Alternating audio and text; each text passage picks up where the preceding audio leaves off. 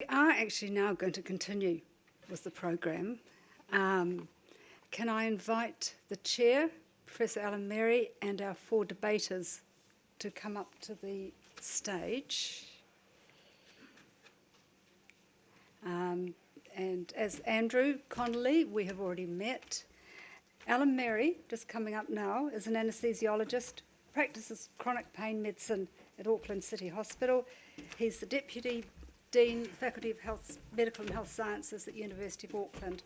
Also the Chair of the Board of New Zealand Quality and Safety Commission, on the board of the Federation of Societies of Anaesthesiologists. And he has an extensive CV that if I carried on telling you all the highlights, we wouldn't have a debate. So thank you, Alan. Next door to Alan is Rebecca, and I think we've already heard about Rebecca. And then next door again is David Kadaya. David's a psychiatrist with 30 years' experience working in the community health sector in New Zealand, range of roles. Spent the last 15 years leading development of primary mental health programs, advocating at a regional and national level for strengthening primary health mental capacity. He currently works with East Tamaki Healthcare, that's in Greater Auckland, network of clinics providing team-based primary care to high needs populations in Auckland, New Zealand. He's led development of innovative and comprehensive program integration to GP clinics. And of note, in the last week or so, he's lead psychiatrist to the National Telehealth Service, which I believe has had a lot of work. And sitting next is Lara Hopley. Lara's a specialist anaesthetist at Auckland City Hospital and combines the skills of that with skills in health informatics. She's also clinical advisor, digital innovations at the Institute for Innovation Improvement within Waitemata District Health Board, again part of Greater Auckland, and she's held this for the last 4 years. And those of you who saw the comment about an underwater welder coming up on the screen before lunchtime, Lara is admitting to being the author of that. So Alan is going to be the chair, and he will introduce the speakers. We'll have it in a formal debate format with 2 speakers on each side, going to and from, and then a response back from the teams, and then possibly some audience involvement. Thank you, Alan. Thank you, Leona. And I will just acknowledge also the events, the people who have died and the people who are still seriously ill from their injuries. The only observation that I would make is that this is a new experience for us in New Zealand, but it is not new in the world. And I hope that it is not going to become too familiar to us. But it has brought us, if you like, into the community of the world, because for most of the world, these things are actually a present threat. And as Leona said, thank you for sharing this last period, reflecting on it. It does seem odd to go back to something that is essentially trivial.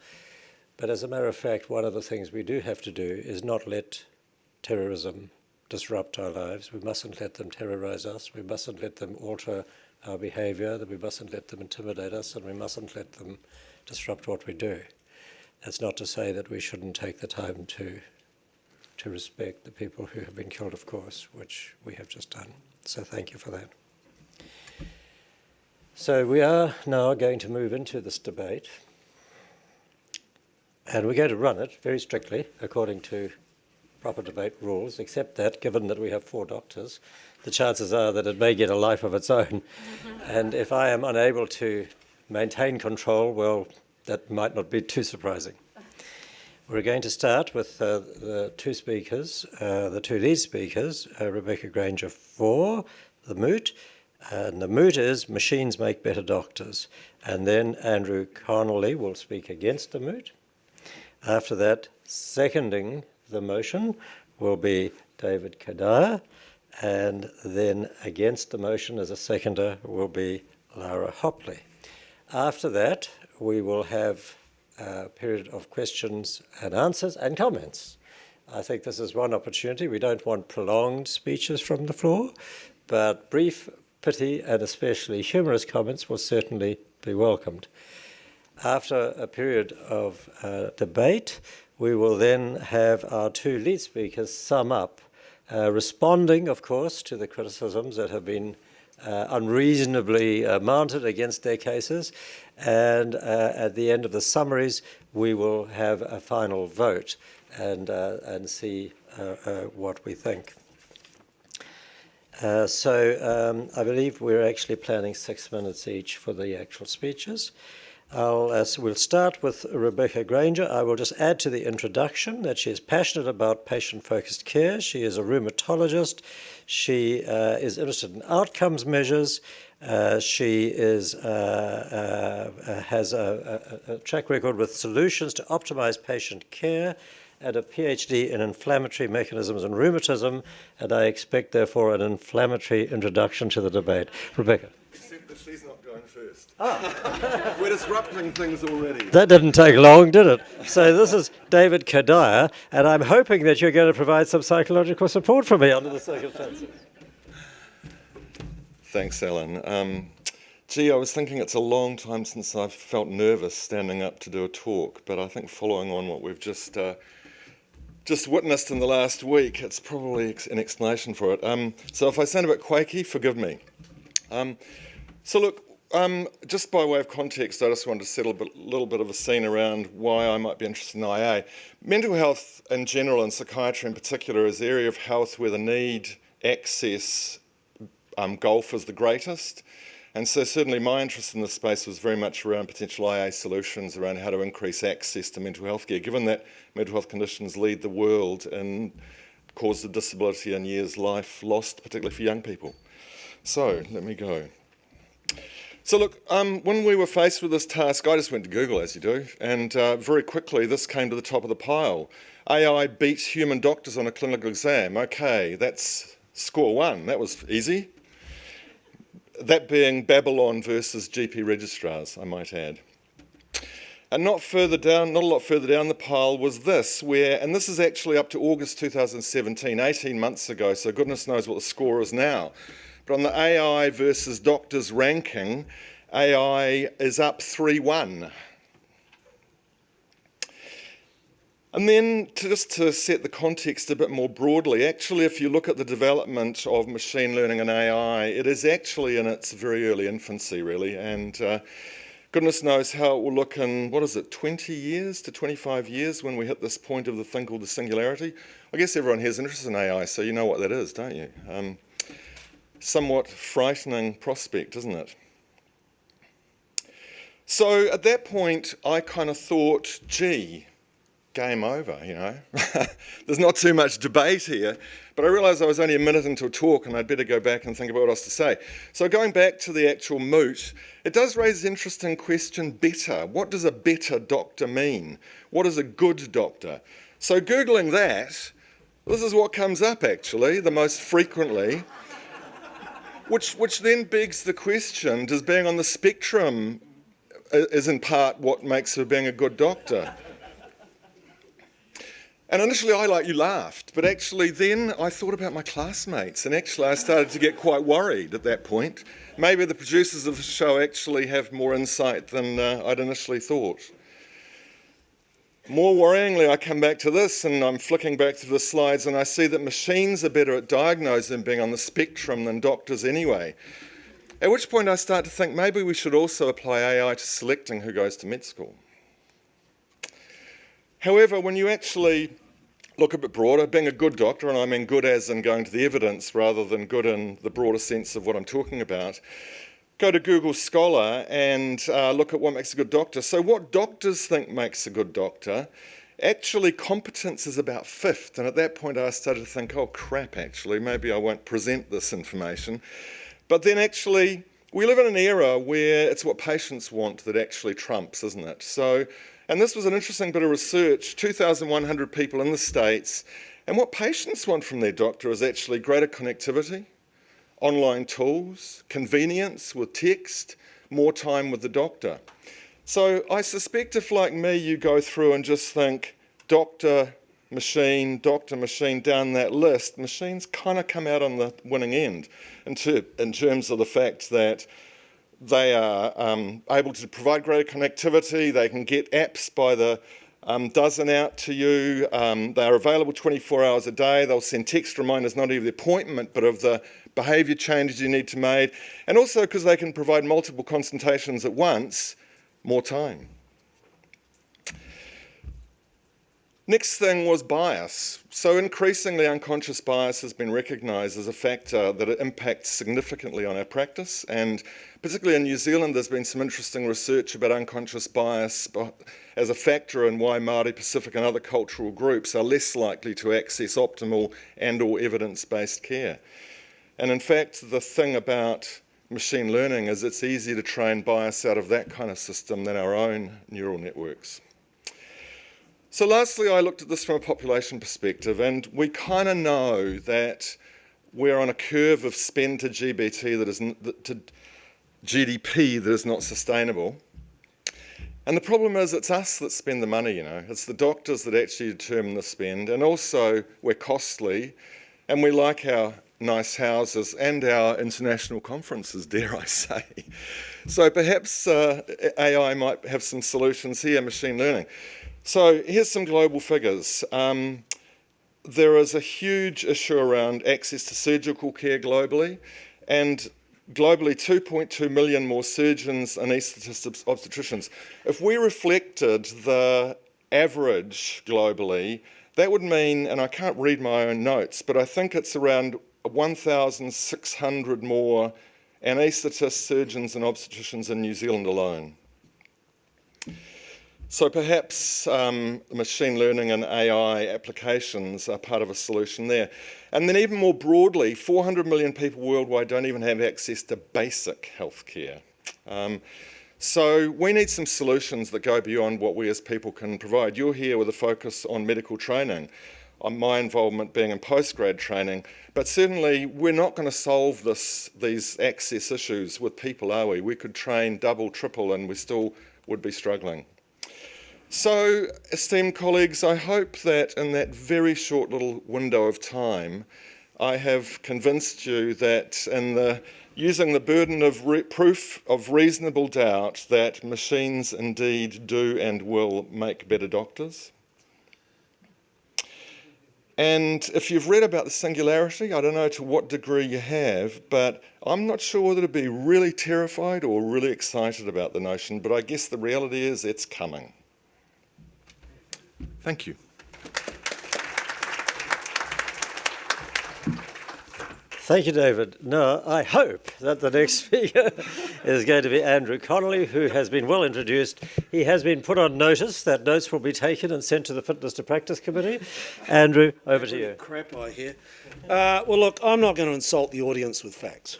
I think that really is not the role of the surgeon. I think the anaesthetists are more going to do that. I am going to focus, though, on this slide here. I think it's a few things weren't mentioned in the introduction. David is a dual diagnosis psychiatrist, so he spends a bit of time with addiction. So on his website, he's actually got a poker thing down one side, and he thinks this is progress for his patients. We need maturity in the health system. You're not going to get a lot of that from me in the next 6 minutes, but still. Could you imagine, we're going to hear from a rheumatologist who thinks someone with ulnar deviation, that's when their rheumatology is really bad, can somehow run a smartphone. This is just ridiculous. We've heard that there's bias. Who in the room doesn't have a computer that hates them? The number of times I've heard that. The number of times. It is ridiculous. We have spell check medicine coming along by the sound of it. How do you get into med school if they can read your application? It's bloody ridiculous. My wife, I was telling her about this debate. She's a retired nurse. She said, well, who's going to date the nurses if it's all machines? If anyone tells her I said that, there's going to be trouble. Infancy is correct. So we're going to hand over the complexities of medicine. These 5 steps. So since this morning, we've cut down the qualities to 5. We don't need 11 of them. We've cut them down to 5. Who is going to hand this over to a computer in its infancy? I think what we've learned so far from David is that GP registrars are daft, and you've insulted the largest class group in the country. That's great. But best practice. How are we going to have best practice when one of the qualities we need is the ability to say sorry? Have you ever had a computer apologise for crashing? Have you ever had a computer apologise that it's slow to join the internet? It is just ridiculous. And then we come to compassion. My urologist is quite compassionate, but I don't think I want a Dalek checking my prostate. Could you imagine if we delegate examinations? Are we going to have gender-specific computers? Are we going to have to offer a chaperone computer for the computer? It's just, this is nonsense. We need a health system that has knowledge, and we've heard this morning how that is a real problem because someone has to put medicine into zeros and ones. And I don't think it's necessarily that simple. There are times when there are two. Just ask the orthopaedic surgeons, left and right.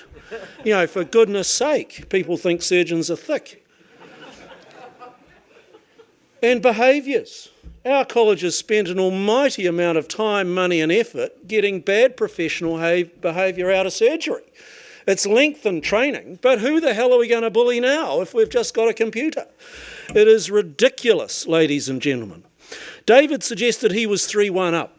I'm a Liverpool supporter, have been my entire life. We were 3-0 down against AC Milan in 2005, mate, and I'll tell you how that worked out. So really, ladies and gentlemen, when we consider these 5 factors, they cannot be provided by a computer. You really do need those 5 things there. MB, CHB, which is your primary degree in this country. Thanks very much.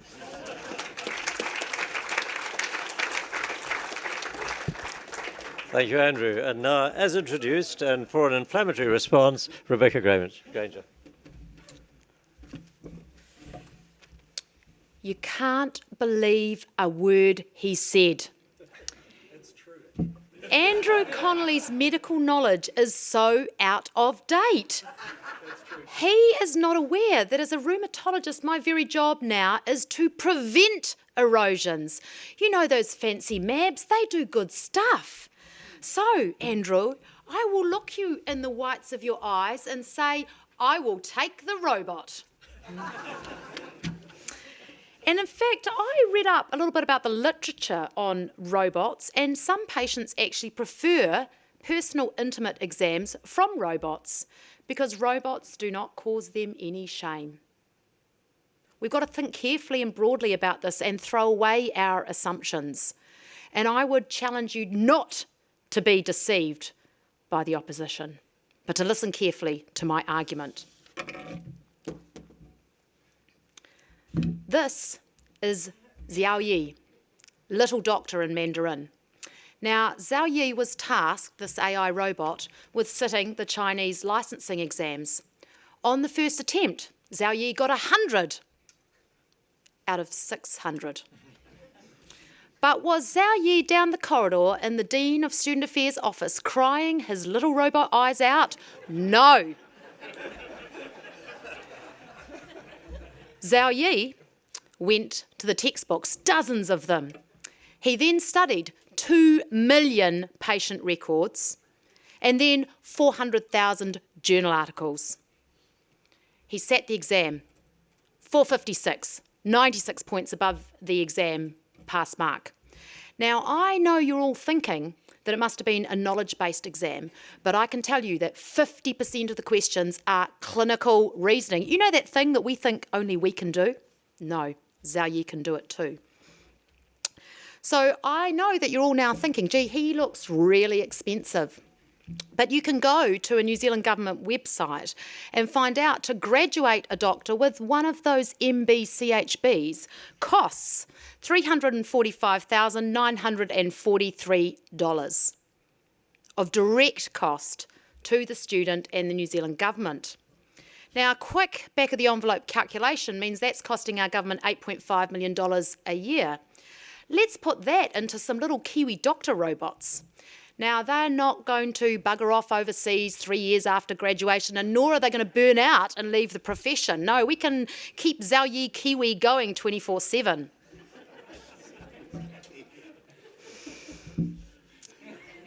Look at this broken human being. You can only imagine the errors, the mistakes, the rude comments to the nursing staff that this doctor made before he fell asleep. It's really hard to be nice and thoughtful and really good at your job when you're hungry, angry, late, or tired. And let's face it, folks, if you're working in the public hospital system, you are hungry, angry, late, and tired all of the time. In addition to being fatigued and hungry and angry and generally in a really bad space, our brains are completely fallible. We are so broken.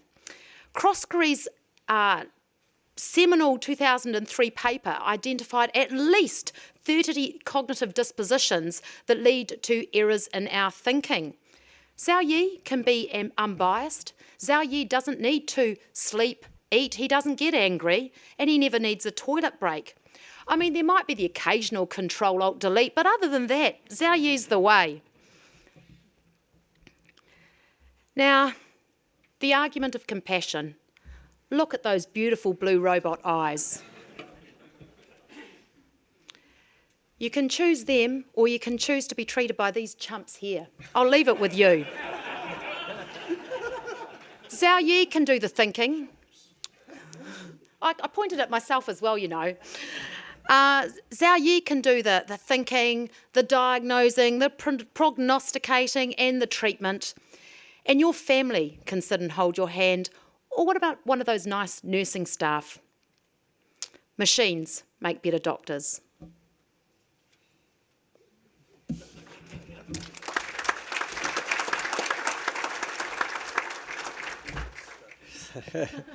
I'll never look at one of those robots the same way again. Thank you.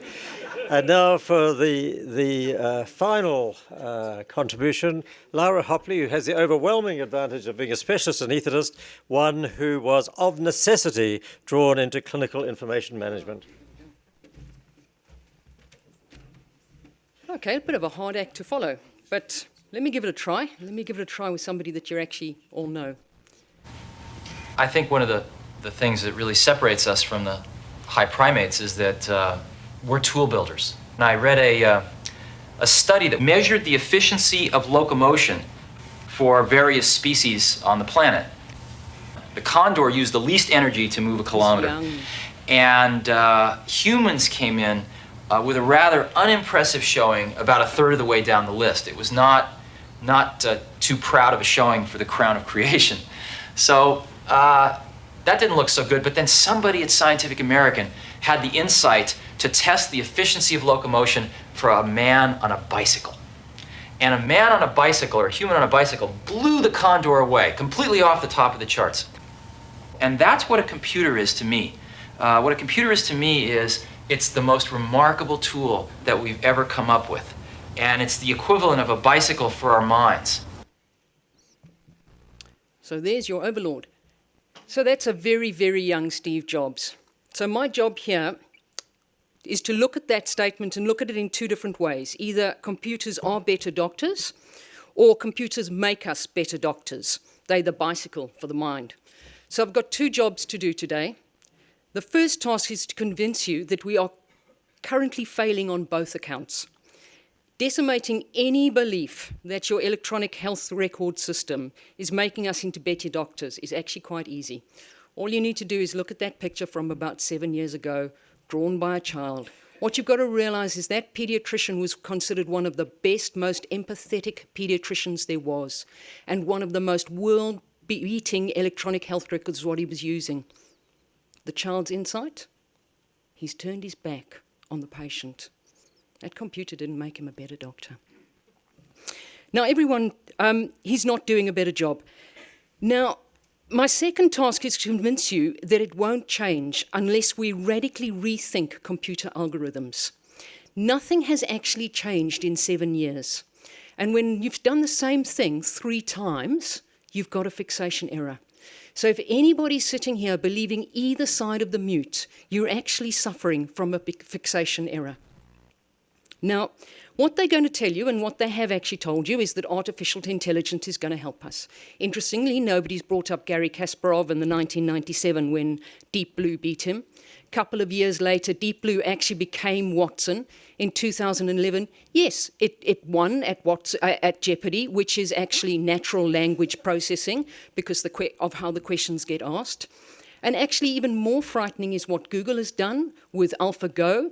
That is Li Xidong, which is the Chinese champion of Go, which is considered one of the most complex games to win at.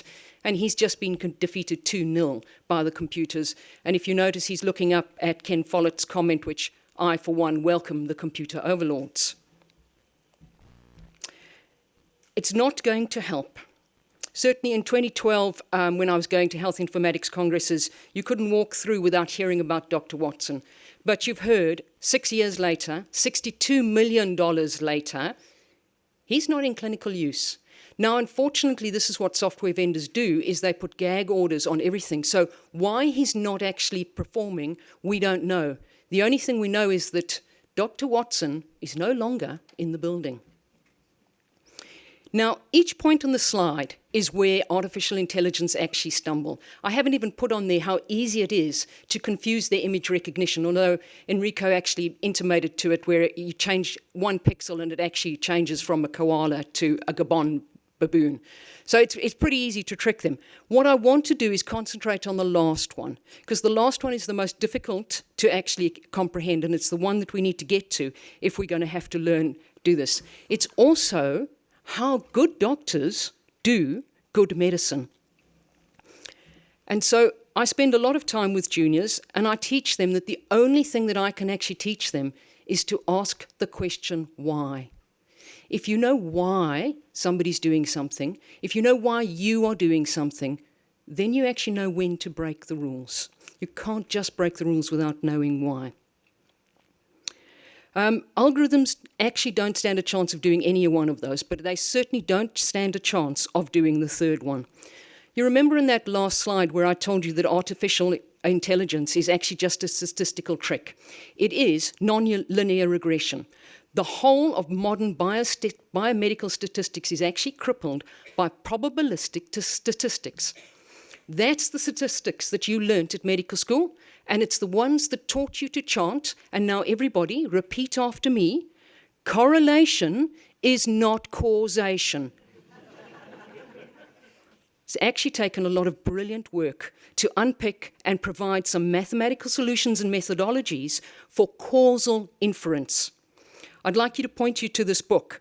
It is beautifully summarized, and there is some maths in it, but it's actually everything. You can read that book cover to cover and actually understand The Book of Why by Judea Pearl that talks about causal inference.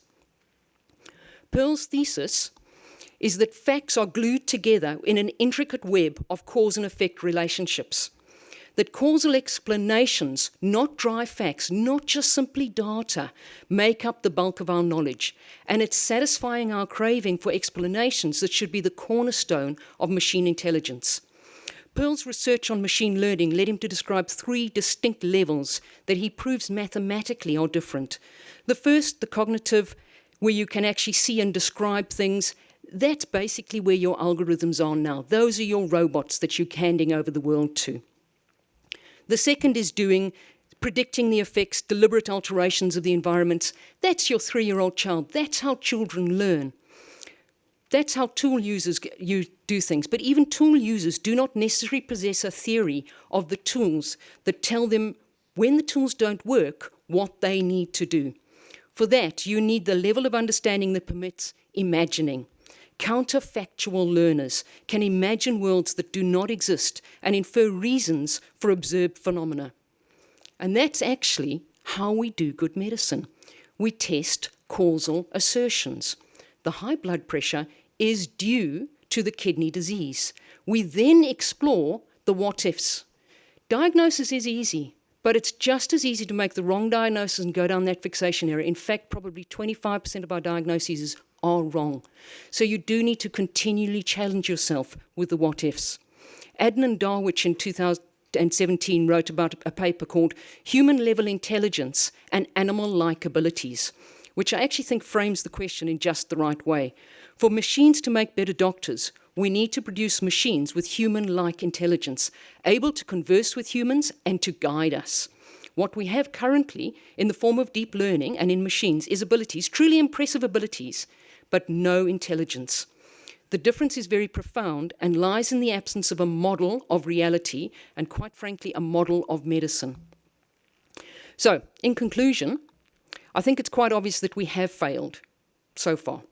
The algorithms are currently at the level of a 3-year-old child, and the same level as the good doctor, quite frankly, and need as much supervision and effort as a 3-year-old child. I don't want that person doing my medicine.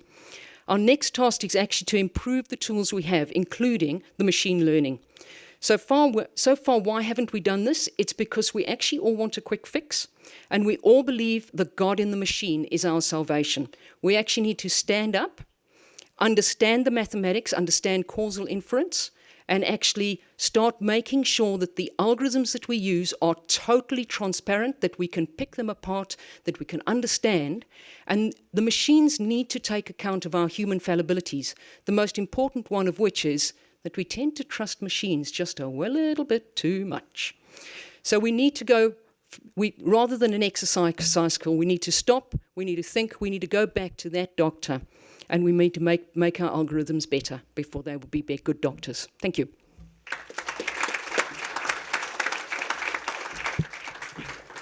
Thank you very much. I would just observe that my 3-year-old grandchild seems to be pretty smart.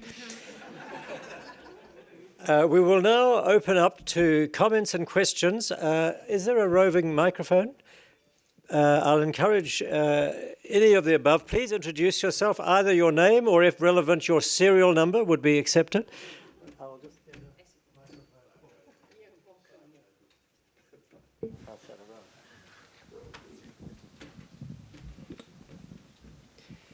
We have a stunned audience.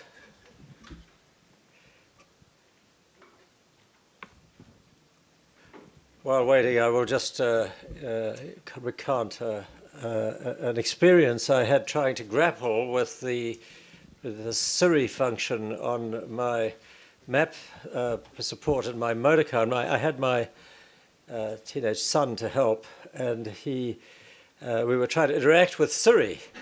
And he got a bit irritated and insulted Siri using language that I was really quite surprised that he knew, very bad 4-letter words. And Siri, this is a true story actually, Siri responded by saying, "That wasn't very nice. Are you having a bad day?" So perhaps compassion is possible.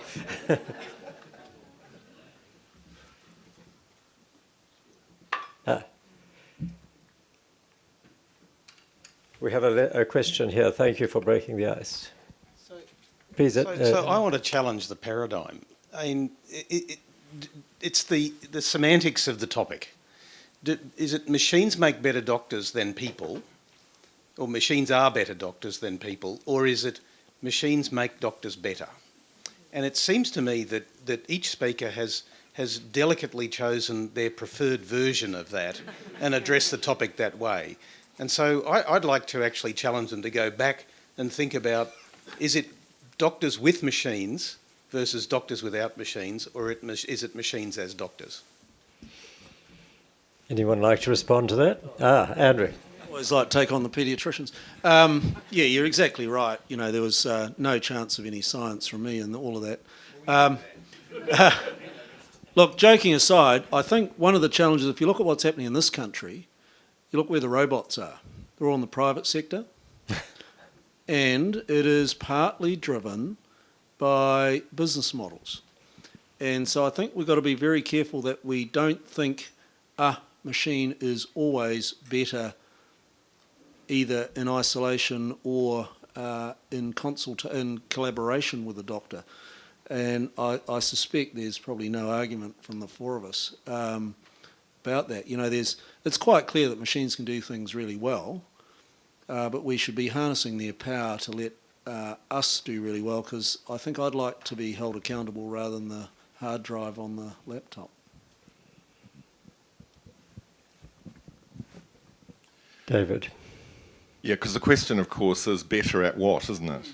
And I think it's absolutely beyond doubt. I mean, Lara, I'm partly stealing my thunder from later, but Lara made the equivalent of a 3-year-old child, and that's exactly right. AI learning at the moment is probably about the stage of a 3-year-old child, but it can still beat people. So imagine what it's going to be like in 20 years. And so, I mean, in a way, what we're having is a debate about the future. And in that regard, I think better at what right now is a question that's going to change over the next 20 years a lot. Personally, if I stand aside from this debate, I have no doubt that what we've got to aim for is we are better doctors with AI than without it, because the amount of data we have to process is beyond human cognitive capacity. So it's how we harness other tools to allow us to do the things we do best. Partly I'm undoing my own argument there, but... That does lead to an interesting question. A lot of traditional medical training is about rote learning facts so that you will be able to regurgitate them or recall them when you need to. Would any of you like to pick up this theme? Because is that actually the key to good medicine? Andrew. I think the discussion this morning about training and education was really interesting. Why do we go into a knowledge exam without the tools of the trade? So should you have an open laptop exam with an internet connection? Is the answer to what to do about X, is competence knowing the answer or knowing how to get the answer in the same time? So I think it's going to challenge us not only how we educate but how we exam, and also how we examine, and also what we think the role of the doctor actually is. Now, it's easy as a surgeon to say there's some technical aspects, but the hardest part of my job, and this is what we try and get across to the residents, is the judgment, the when to and the when not to. Now, in the operating room, I can always, if I had to, get someone to fish out an anatomy book. So is competence knowing to fish out the book, or is it knowing what's in the book? I think it's going to challenge how we think. And as David said, the knowledge is so vast. Someone a few years ago worked out that all forms of medical knowledge, from the most cellular to the greatest population, is doubling it doubles within weeks. And it's just got to the ridiculous stage. So I think it does challenge how we have to educate and what we think our role is. It's the men speaking. It's a bit of a worry, Andrew. Yeah. Look, I'm not a medical educationalist, but I mean, I've had kids who have sat down and done the prep stuff. And what it takes to get into med school is not rote learning, but pattern recognition and problem solving, isn't it? It's my understanding. And that seems to be the most valid predictor of who's going to go on to make it. So I think it's got very little to do with rote learning. So you're suggesting that the way we train our doctors, having got them into medical school, may not be the best? Possibly. We have a comment from the floor there. Please do introduce yourself. Name or serial number, please. Tim Shaw. I guess something I'm interested in is we're still talking about doctors, which is not surprising given the audience, but maybe what we're actually talking about is a reconceived health professional, and maybe this is what digital health's actually going to let us do in the next 20 years. I mean, I actually have some rheumatoid conditions myself, and by far the most productive health professional for me with compassion has been my physiotherapist. So we kind of had this kind of assumption there's either the doctor doing compassion or nobody else. And I actually think maybe doctors as we conceive of them now in 20 years' time won't exist. I'm just putting this as a challenge. I mean, maybe it's new types of people and new types of approaches to how we deliver health supported by technology will actually be where we end up. So the biggest challenge in modern healthcare is health behaviour. Yep. How good are we at that, I ask? Health behaviour and flow of commodities. And so when the machines start taking on the politicians, and will machines make better politicians and decrease the flow of commodities, we stand a good chance as well. So I don't think that sort of game would ever be allowed into production. It would be too terrifying.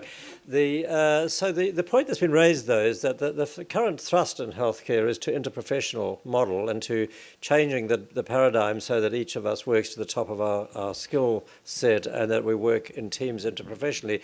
Are we going to need interprofessional machines, as in multiple machines working together, or can we embody in a single machine all the characteristics that we're seeking to find? Rebecca? Yeah, I don't know. I really don't know. I mean, it does beg the question, if you've got these health professionals that are this new reimagined health professional, how are we going to assess their ongoing competency? What are we going to measure them against? I really can't quite think. That is important. I've just been trying out a new car that has one of these built-in maps, and I was driving along the new roads to Hamilton, and it kept bleeping at me and saying that I was going cross-country. So obviously the need to do CPD and to continue to update is going to be important for our machines. So there was somebody out there who... Yeah, there we are. No, just an answer to your question about can we design a machine that can do one, or do we need lots of machines that does everything? The answer that springs to mind, of course, is Nokia, and they said, well, the phone's just a phone. But now we've got a little device that does pretty much everything. So I believe we can very much have, if we get to this stage, have a single platform which delivers, broad healthcare. That's interesting. The other... Yes? Yeah, although, so I'll challenge you and we'll go outside and I'll teach you something about your phone that you don't know. That sounds like a very good offer. And I do actually regularly take people on, both with my electronic health record and with phones. I'm pretty sure I'll probably know something that you don't. Not because I'm cleverer than you, but these things are so difficult to get to terms on. As you said, how many apps have you got and how many do you actually regularly use? I think you said 10. I'd be surprised if I managed 10 in a day, to be perfectly frank. And you start having, and this is the great debate in the electronic health record, we're a best of breed or a single system. Which way do you go? And even the Chinese, what they've got is WeChat, which is actually an app for apps. And so they don't go out of the WeChat, they have all of their apps within there. It starts getting really difficult, and those interconnections are really, really hard. But to come back to that point about good doctors and do they make the doctors, actually only if we're going to allow them, and it does come back to teaching people how to use their computers. Because the amount of times I walk out and my poor registrar is still doing a full history from this poor patient whose notes are all there, and I try and get them to say, how about review the patient on the computer and then just go and check a couple of things with the patient? They can't. They cannot unlearn those 7 years of forced behaviour that you've got to start with, well, what brought you to hospital today? My car. Yes. And how are you? I'm fine. Good. Run away before I touch you.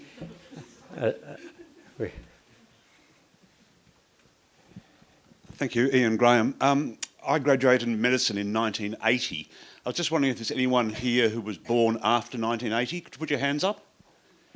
Could we hand them the microphone?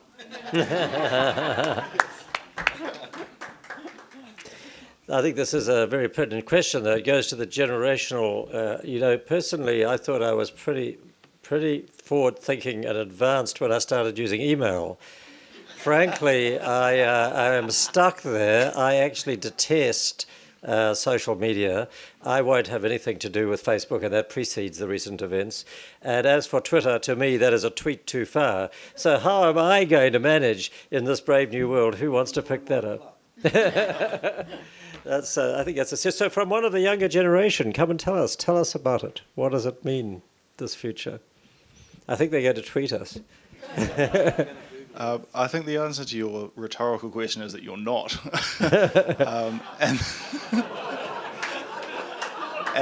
But for us, this stuff, and you do notice this at work, is that this is completely intuitive. The integration of technology and things like that, is that phones and things like this, we grew up with as much as you did with handwriting. Yeah, one day we should show you that. It's quite an interesting which I can sort of do. But, so I'm not terribly worried about how we will be able to integrate this sort of thing, just like maybe surgeons in the sort of dawn of the era of laparoscopic surgery, the trainees then didn't have to worry about it because it was just part of what they did. And it was those that were already there that found trouble. Good answer. We got somebody up front here. This is hotting up now. So I run the College of Ophthalmologists, and one of the things that strikes me, and I'm not a doctor, is that getting the change in the education is really hard because all the old guys say, well, I had to sit a bloody knowledge exam. Why don't they have to sit a knowledge exam? And all of that it's just bound up in the history of how you did things, and trying to get that change is very difficult. Thank you. We got another question at the back before we, or comment perhaps. Before we knock knowledge too much, I graduated in 1961. And that was when they expected us to know everything. But that raises for me the question about how much do you need to know where to look? Who'd like to answer that question? I'll challenge you to Google, and the problem is the artificial intelligence algorithms underneath Google will give you the first page, and how many of you actually deliberately go onto the second page or the third page of Google? So you might think you know where to go and get the answer, and the answer is probably going to be Dr. Google, and what you're going to be doing is you're going to have a bias and you're going to drive to that first page and you're going to not do the second and not do the third, and you're not going to learn actually how to use Google you can't learn how to use Google properly. You won't learn where DuckDuckGo is, and that's what you need to learn. Andrew, and then we've got another question here. Just getting back to the comment about laparoscopic surgery, it has become normal for our registrars. They don't know how to do an open one though. And so we have forgotten skills as fast as we've learned new ones. So you can guess I need a paleontologist, not a GP. But we have changed training, not necessarily made it safer. So I want to raise the issue that just a little bit more that Ken just raised about how we use this, and it again goes to the point about how often we go past the first page of Google. But how many of us use a proper search system rather than Google? And so if you need medical information, do you go to Ovid or PubMed properly, construct a proper Boolean search, construct a proper analysis, get the data that you need, as opposed to something that fits what you were already thinking, and we fall into that trap, and it's just another version of the automation bias. It looked good, it seems to fit, so we do it. So the challenge surely is to use the right tool the right way and to do it properly, and not to cut corners and not to kid ourselves that we're being clever.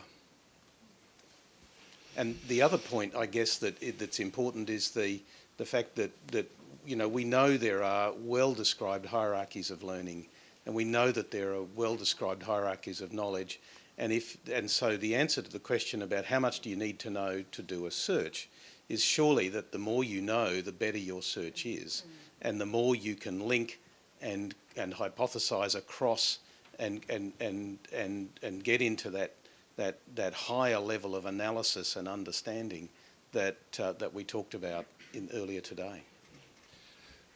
So, I mean, I think, though, that, look, I'm sitting here thinking, on the one hand, that if you look at who's best at predicting the future, it's never the professions who have expertise in the now. And most often it's actually science fiction writers, I think, isn't it? So notwithstanding that, though, I think the thing is that machine learning AI can get to the 100 pages before you've finished the first page of Google. Fair comment? Let alone Google Scholar. To come back to Alan's original thing around scope, I think that what top of scope looks like is going to change dramatically as we learn what actually we're better at versus what machine learning is better at. And I think that's going to be the learning kind of curve, really. It's interesting about science fiction writing. As it happens, I watched for the second time Blade Runner last night, which is, I can't remember when it was written, but it was projected to occur in 2019 as a futuristic film. And of course, it does leave you at the end on a very poignant point of reflection about the emotional difference between, or not difference, between very intelligent machines and humans. It's an interesting film, actually, worth watching.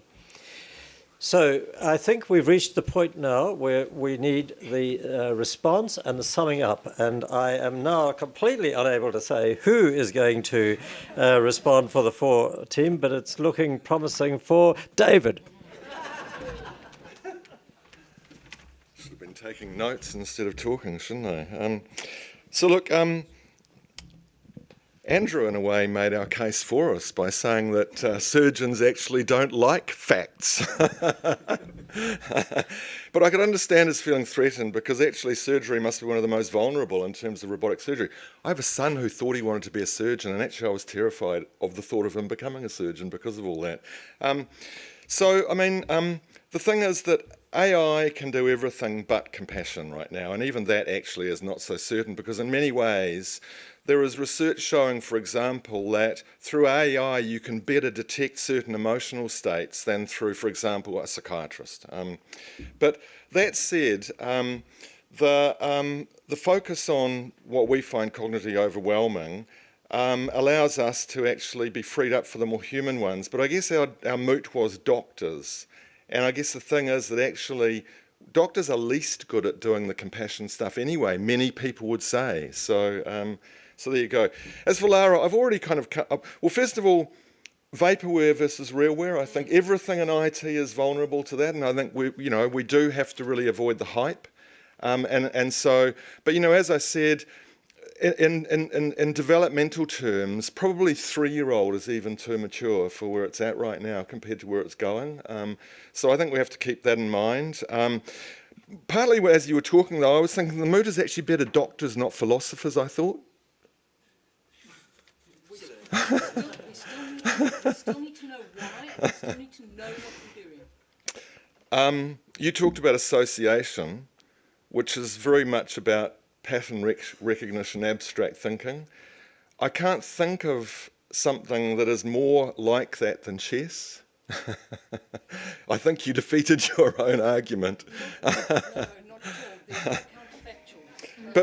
But most of all, there was no time frame on this moot, and I think the thing is that if we look to the future, increasingly a lot of the core functions, for better or worse, around what we think of now as making a good doctor are going to be done better by machines. So what we've got to do is reinvent a future around a role for ourselves that actually is compatible and complementary with that.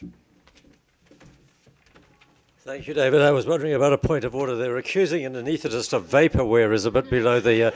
Andrew, over to you. I missed that. I wasn't listening. Well, what can we say? Their bite is worse than their bit. Rebecca gave an impassioned plea where she's in fact, all at the same time, I think, hungry, angry, late and tired. I just suggest less caffeine. She then went on to give a speech that would have graced the Resident Doctors Association. You tell my computer how much fun it is to run on 5% of its battery, and then we'll see. We were called chumps, I do accept. It was a general comment about all of us. And then, of course, we've had David raise compassion. He did not raise the word empathy because he knows that one of his colleagues, Tony Fernando, has done a PhD in empathy, and patients rate surgeons the most empathetic doctors. Thank you. And that is, I think, just shows the quality of that research. Now, we have learned that psychiatrists can't detect emotion, at least that's my take home from it. And I was thinking, I like going to my therapist. I go quite often. I lie on that couch and I start to fall asleep. And now what am I going to do? Just shove my finger in a USB port? Going to take all the fun out of telling the boss, the manager at work, that I've got a medical appointment this afternoon. Infrastructure. This sounds great, but let's talk about inequity with infrastructure. Have you tried driving around Auckland? Get your Chinese robot to do that. But much of the world does not have useful power supply. Doesn't have internet, and some of those problems actually exist in first world economies.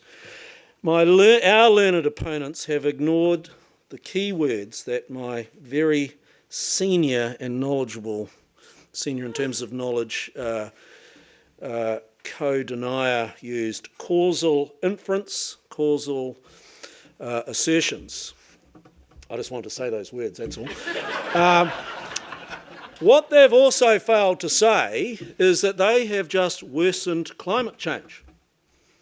Where are you going to get all these rare earth metals from, you eco-terrorists?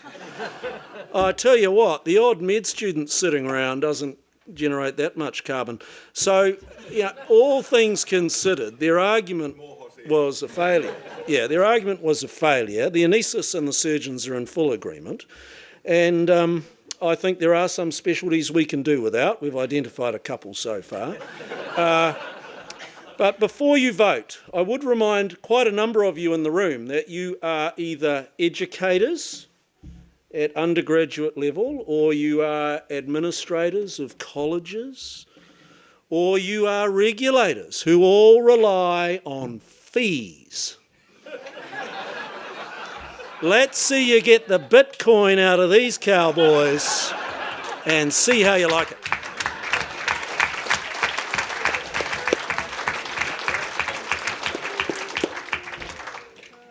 Now, the only thing wrong, I'm going to have to declare a process failure because you'd voted before the last words had been spoken. The other thing we can see is that a man convinced against his will is of the same opinion still, because we seem to have started with the vote going in favour of the against, and after we have narrowed the gap, which isn't bad going. But we remain with the moot is defeated, and the victory goes to the opposition against the moot. Look, I thank you for participating. Thank you for the comments from the floor, but more particularly to, I would say,